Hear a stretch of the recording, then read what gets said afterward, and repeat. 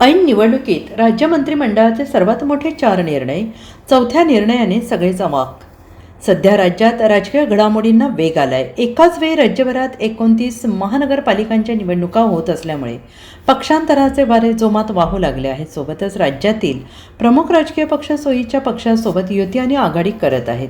काहीही झालं तरी महापालिका निवडणुकीत आपली सरशी झाली पाहिजे, हाच एकमेव उद्देश समोर ठेवून राजकीय रणनीती आखली जाते आहे. असं असतानाच राज्य मंत्रिमंडळाची आज 24 डिसेंबर महत्त्वाची बैठक झाली आहे आणि या बैठकीत एकूण 4 मोठे निर्णय घेण्यात आले आहेत. विशेष म्हणजे यातील एक निर्णय हा नुकतंच पार पडलेल्या नगरपरिषद आणि नगरपंचायत निवडणुकीसंदर्भात आहे. या निवडणुकीत महायुतीने चांगली कामगिरी केलेली आहे. असं असताना आता हा निर्णय समोर आला आहे.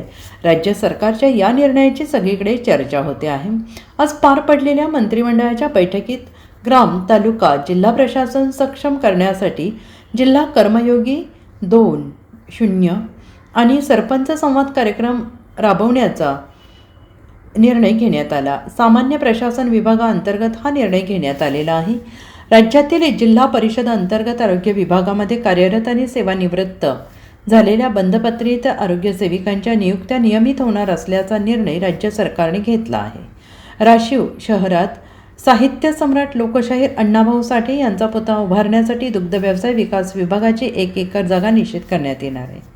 तसा निर्णय राज्याच्या महसूल विभागाअंतर्गत घेण्यात आलेला आहे. महाराष्ट्र नगर परिषदा, नगरपंचायती आणि औद्योगिक नगरी अधिनियम 1965 मध्ये सुधारणा करण्यात येणार आहे.